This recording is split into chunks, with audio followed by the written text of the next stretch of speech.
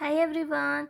In this quick tutorial, I show you how to invest in cryptocurrency, specifically Optimism, on eToro step by step.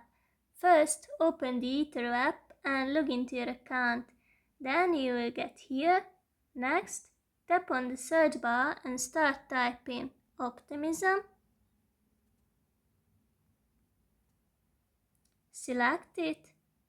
And now tap the trade button to start your purchase. Decide how much money you would like to invest, and you can also adjust a few settings, like under the order type you can choose market to buy immediately at the current price, or limit if you would like to set a specific price. Finally, click on buy, and that's basically it. Go to your portfolio to check your investment by tapping on the pie chart.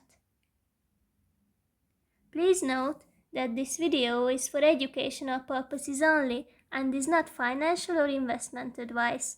Always do your research before making any investment decision. Happy trading, and may the bull market be with you.